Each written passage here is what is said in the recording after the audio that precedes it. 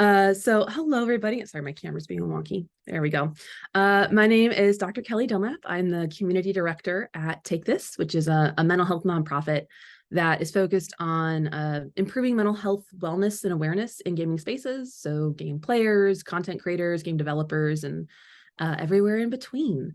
My background, I am a licensed and practicing clinical psychologist. So I actually, after this panel, I have clients that I'm going to go see.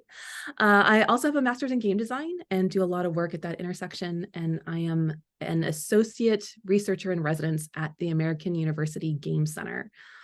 So this intersection of games and mental health is, something I've been working on for over 10 years now, which is wild to me. And I've timed this out, so it's like 19 and a half minutes. So I don't know if there will be time for Q&A. I hope there will be. But if not, please feel free to drop any questions in the chat. My colleague, Dr. Sarah Hayes, is in the chat and has told me that they will field anything there as well. Sarah is very familiar with the work I do. So even if I can't get to it, feel free to drop it in the chat, let us know, or follow up with me afterwards. I want to get this out of the way. There we go. Okay. All right, well, let's just go ahead and dive on in. So obviously this is a presentation about content warnings and psychological safety. So to start things off, I want to give a small content warning about this presentation. So there's no graphic images or descriptions or depictions of anything sensitive or traumatic at all. However, it is a panel about content warnings. And so we're going to be talking about topics that would probably necessitate a content warning if we were to dig into them. So for example, I will be talking gently about mental illness and some of the things that come up with that. There is mention of child death in a game. And so I will be, gently letting you know when those things come up, but obviously just want everyone to know to take care of themselves. And if there's ever anything that doesn't quite feel right, do what you need to do to be safe and take care of yourself. All right, so content warnings, right? The idea of warning people about potential hazards is nothing new. Movies have had content warnings and ratings for over 50 years, and the ESRB ratings actually turned 30 this year. So happy 30th birthday, ESRB.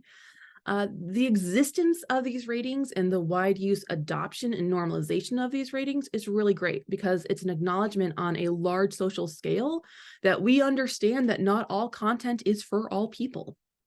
And ratings like the Motion Picture Association ratings or the ESRB ratings are useful because they provide this broad guidance to help consumers figure out what is appropriate for them or the people that they care about. However, when we're talking specifically about psychologically sensitive or traumatic content, they just simply aren't enough. And I want you to consider Sea of Solitude.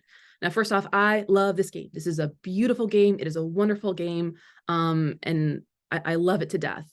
It is rated T for teen for, quote, fantasy, violence, and language. However, if you have ever played Sea of Solitude, you know that the game goes far beyond that, and it deals with topics like depression and anxiety and suicidal thoughts and intrusive thoughts and domestic violence and extreme bullying and substance abuse and voice hearing and all of these other different components that are usually tied to pretty significant mental health challenges. And so fantasy, violence, and language really does not cover that at all. And so what we need when we're talking about psychologically distressing or traumatic content, we need more informed and more nuanced warning systems. And this is where content warnings and trigger warnings come in. So when we're talking about content warnings and trigger warnings, we have to go back to our modern understanding of them, which they came about in the early 1990s and 2000s, kind of the beginning of the blogosphere, when anyone could share really anything they wanted to on the internet. And they were largely created and developed by marginalized bloggers who themselves had experienced either sexual or physical trauma in some capacity. And these authors would tag their content to warn their readers about literally triggering traumatic content that might, or the word trigger comes from, trigger reactions similar to post-traumatic stress disorder by reading these accounts. And so these trigger warnings were a way that authors were able to share their stories and their experiences, but also protect their readers and give them a sense of like self-determination and control over their own safety and wellness, because many of these readers also themselves had their own significant trauma histories. And so, kind of in other words, trigger warnings were born out of this act of compassion from communities of care. So when we're talking about trigger warnings, typically they are specific warnings that content could evoke feelings, memories, or physiological reactions similar to a traumatic event, or literally cause someone to re-experience that traumatic event. So this is pretty niche. And over time, though, the definition of this has grown to encompass things beyond sexual and physical trauma, things like phobias and suicide and self-harm, and has even branched out into, social traumas like descriptions and depictions of racism or discrimination. And that's where we get this term content warning. It's a broader, kind of more encompassing statement. And it is the empathic acknowledgement and understanding that even if content doesn't rise to the level of literally making someone have a flashback, that there's still content that people just don't want to see and may find upsetting. So right now, trigger warning and content warning are often used interchangeably, despite this difference in definition. Going forward, I will use content warning just because it is the more common term, but I did want to give an example of how they are different in application. So I have a little story to share, and it has a content warning for cursing. Some people don't like F-bombs, but this was part of the story, and so I want you to know that that's coming. And then the trigger warning is that it is a brief discussion about the in-game death of a child and someone watching a trailer that contained that content. So this is a great point where if you did not sign up for this, give me about 90 seconds and we will be past it. Otherwise, we can continue on. So this lovely human is Dr. Rachel Cohort. She's a dear friend and colleague of mine, and she attended the Video Game Awards in 2022. And while she was at the awards, she started texting me because the Death Stranding 2 trailer had just premiered in front of this packed audience of people. Her text shared with her permission, OWTF this trailer, killing fucking babies that made me involuntarily start fucking sobbing. Like the baby gets shot and you see it stop moving and the mom crying. It's fucking awful. Why the hell would they do this? I'm not clapping. WTF. Yeah, that's quite an experience to have in an award show. And I want to be really, really clear that Kojima can make whatever he wants and developers can make whatever they want and the Game Award show can show whatever they want. But if those games and those trailers have traumatic content, like the depiction of the killing of a child, they do need to consider for a moment the psychological safety of their audience, whether that's like Rachel, who was stuck in an actual audience of people, whether that's the audience at home who was watching the stream, or if it's the audience of a single player who's experiencing that game for the very first time.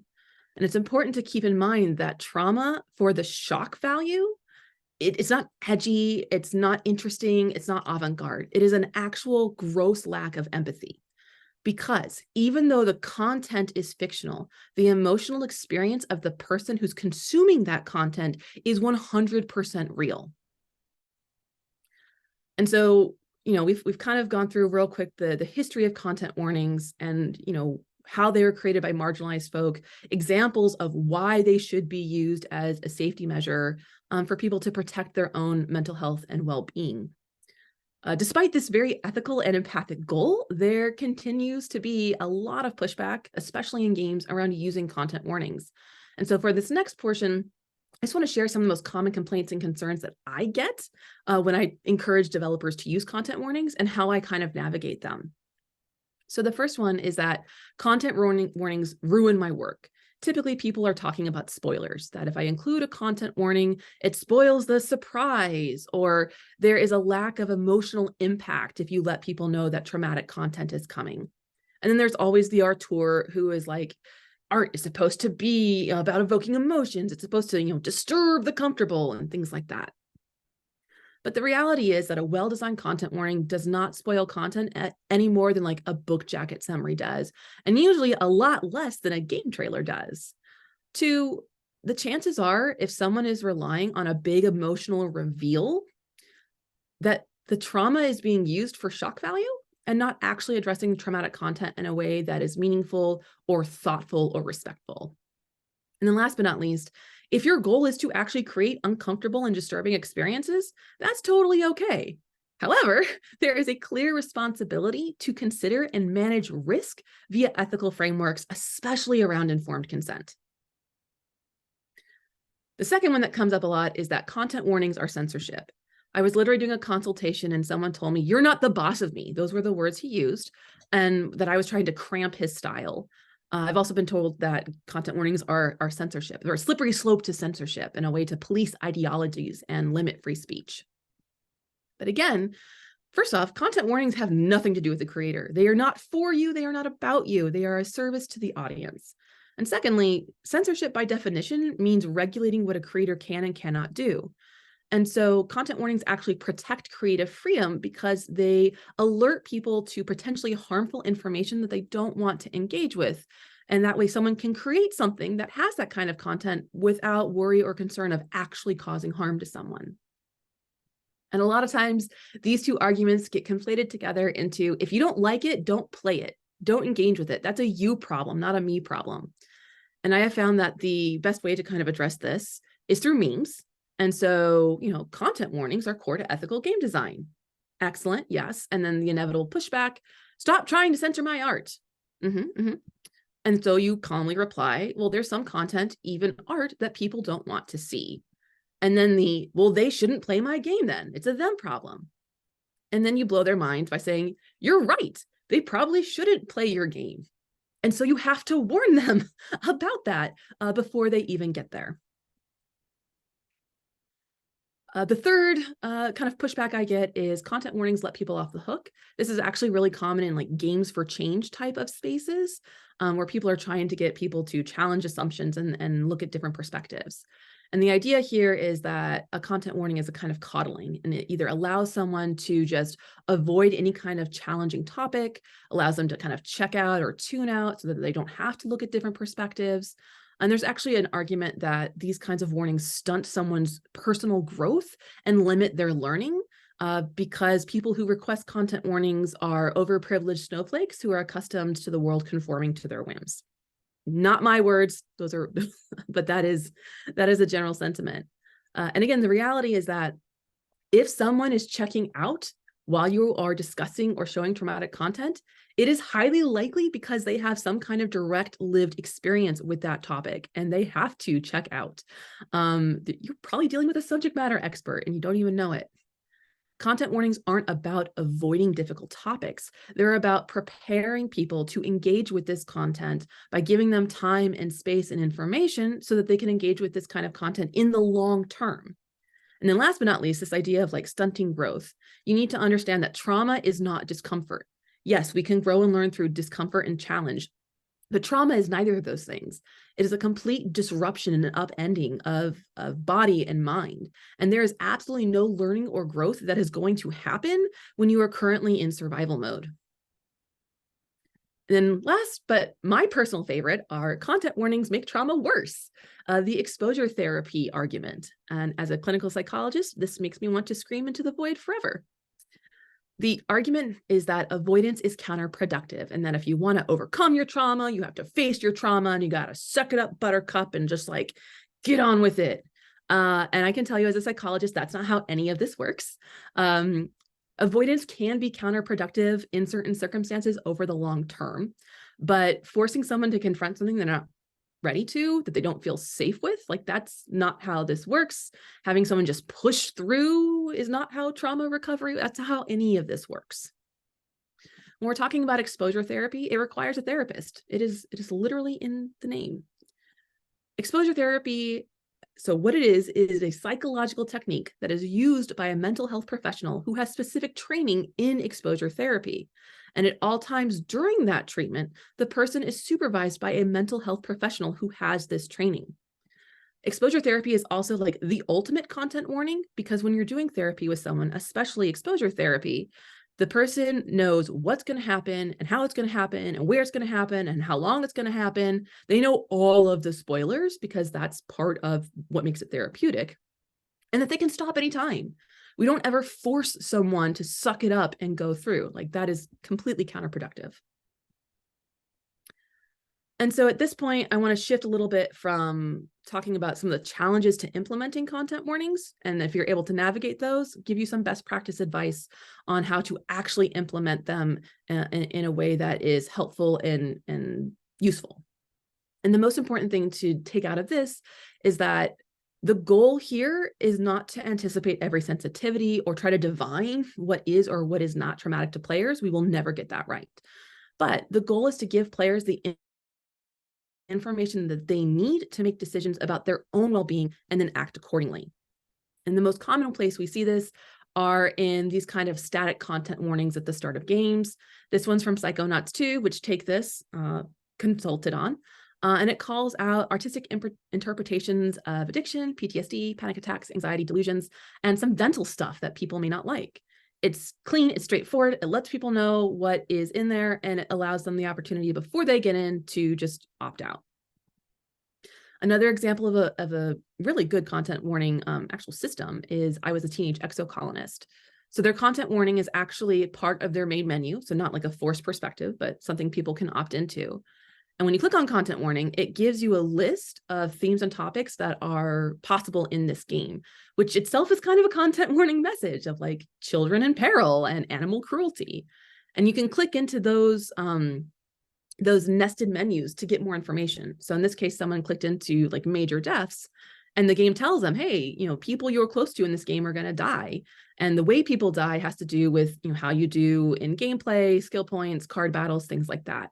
And if someone really wanted to know, they'd be able to click in even a layer deeper to find the quote unquote spoiler for who dies. So the great thing about using these kinds of nested warnings is that players have the option to dig as deep as they want for the information that's specifically relevant to them and their vulnerability. Also, all of these content warnings are on their website, which is great because then someone can look at the content without actually playing the game. Content warnings can also pop up in the flow of games, as in Inkenfell. So there's a little pop-up here, content warning, self-hate, those kinds of things you can turn on in the menu, and they'll let you know when something around the corner is about to pop up. This is super helpful because a lot of times the most damage that comes from having traumatic content in a game is not the content itself, but the surprise of the content. And so letting people know that something's coming can really lessen the negative impact. And always remember that trauma should never be a plot twist. And then there's Chicory, which takes us kind of a step further in that not only do they give you the in-game content warning, like in real time with the content, but then you can skip it. So that way players can just skip the small part of the game they don't want to engage in and stay engaged with the game over the long run. And they have more options than just quitting or sucking it up. Like there's an actual way to customize their experience. So in terms of resources, I'm usually asked, like, where can I find a list of all the things that I should warn people about?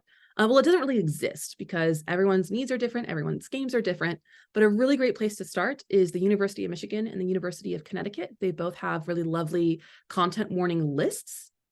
The caveat here is these are obviously intended for college audiences and they are not directly applicable to games, but there's a lot of good shared content there, and it's a great place to start. And I'm also really excited because last month, like a month ago, the Game Content Triggers database launched, and it has this fantastic list of different trigger types that you can find in games. You can sort by games. And so on the left, you see, animals and wildlife, crime, death and loss, genocide, some important triggers there. And on the right is actually a snapshot from the Alan Wake 2 entry. And so you can see that it says death and loss as a topic, and specifically the death of a child, the death of a loved one, and the death of a spouse or a partner. And also super important is that it lets you know whether you can avoid the content or not. So in this case with Alan Wake, there is no avoiding any of this content. And also, since this is an ethics conference, full disclosure, I am a volunteer contributor to the Game Content Triggers. So I think they're awesome and they do really good work, but there may be some bias. And then the last thing I wanted to just touch on real quick is that in addition to having these kind of content warnings, marketing and promotion actually means a lot. It can have a lot of effect in terms of imparting information. So for example, if your game is literally called Arachnophobia the game, it's pretty clear that someone who's afraid of spiders probably shouldn't play it. Horror games often have blood and gore, and that's just kind of an accepted part of that genre. And so there are things that players can divine just from genre, just from the way things look. But sometimes it can be a little deceptive. So again, back to I Was a Teenage Exocolonist. it looks like a cute adventure, RPG style game, that looks like a lot of fun. And you probably wouldn't guess right away that it contains things like child death and animal cruelty. And so it's really important for this game to have that kind of in-depth content warning, because on its face, you wouldn't necessarily associate those kinds of things with this game. Another great example is that both of these here are psychological horror games, and they have blood and gore and body horror, but you would probably only guess that from one of them and not the other. And so in the case of Doki Doki, it's totally okay to kind of be secretive and subversive. But if you're going to do that, you need to integrate additional supports for players. So, Doki Doki now offers a content warning like, hey, do you want to check one out?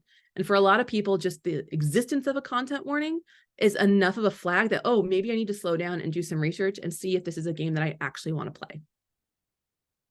And so what I want to leave everyone here with is that no one here is a perfect angel baby. Doing this work, you're gonna get it wrong. I get it wrong. Everyone gets it wrong. And you will be humbled again and again about what you don't know. But in this space, the effort is recognized, and working through it like this is the only way that we are going to do better. And so this last one is just some resources. Again, Take This, which is where I work, and I do this kind of work with Take This, the Game Content Warnings database, and the Xbox accessibility guidelines on mental health are actually very, very good. And so I strongly recommend that you check those out as well. And that is me, and that is my time. And I see that there are some questions, but I don't think we have time for questions. Yes, we can. You have the advantage to be the last speaker of the day, so you can definitely answer the question if you want to. Oh, I would love to. I would love to. So the question is from Tomo. There is an incredibly harsh moment in a game called Spec Ops: The Line, where Yes. innocent people are killed via some extreme heat weapon in a deeply unpleasant and challenging way. As a player, you do this on accident. The single player experience is long, and this doesn't happen until a few hours into the game. I feel like a warning at the beginning wouldn't be effective because of how long it takes for the difficult moment to happen. What would the right way to place a warning in this case? So I think with Spec Ops: The Line, there is some, just because it is framed as like a war game, you would definitely expect some kind of war trauma type of stuff. That said, I think you could absolutely put in a content at the beginning that war trauma is included, because that changes the expectations. One of the things I really struggle with Spec Ops, because on one hand, the whole point is like, he was having PTSD flashbacks all along, which is like the punch of the game. But again, that really trivializes the actual experience of PTSD, and it makes it into a gimmick. And so I'm torn, because yes, seeing someone who's having a dissociative episode or having difficulties with anxiety and humanizing them and like, oh, it could have been me, is really helpful. At the same time, minimizing and mechanicalizing that experience also feels kind of icky. So I think, especially with the white phosphorus scene, I would want, actually Call of Duty Modern Warfare did it really well. They had a content warning up front that said, one of these missions contains, well, the wording wasn't great. One of these missions contains content that some may find objectionable. Would you like to be alerted before that happens and opt out? And so that kind of content warning, I think, could be really effective. So you have something up front of like, hey, there's some stuff in this game that you may not want to deal with that's related to like war trauma. Would you like to either be warned about it before it happens, or maybe a drop down, like one of those nested menus? Would you like more information about that event right now? And so there's no perfect way, there's no one perfect answer. But again, if you have that idea of, I need to inform people so that they can decide whether that's right for them or not, and then just kind of see where it is most effective. Because yeah, if the content warnings at the start and the traumas at the end, I mean, someone could have had 3 or 4 playthroughs by then, and you don't know. So it's definitely a balancing act in trying to get it right. But yeah, that Spec Ops Line it's a tough one. And yes, these are goose earrings. Thank you. Thank you so much, Kelly. I don't see other questions. Or there's a follow-up question from Adam. The wording for COD was a bit vague, though. What is objectionable content? Yeah, so I think Call of Duty Modern Warfare 2 for the No Russian mission, I mean, one, in the time that it was done, it was like revolutionary because it was 2000 or early. The fact that it gave the players the option to opt out I think was really important to happen and to have there. The language definitely could be improved. The objectionable content for vulnerable people, that is very vague. It's not super helpful, especially if we're looking at it now with like a 2023 lens. But the idea that you could prime somebody of like, hey, later in the game, something's going to happen. And if you want a reminder about that, or if you want to skip that part, that's totally cool. And the other thing that I loved about what they did is that there's no achievements in the No Russian mission. So if you choose not to play it for whatever reason, you're not missing out. You're not actually being punished for not going through it, which I thought was also a very lovely, like, ethical design choice. So absolutely right. Better words could have been used. Awesome. Thank you so much, Kelly. I think that is it for the questions. Thank you so much.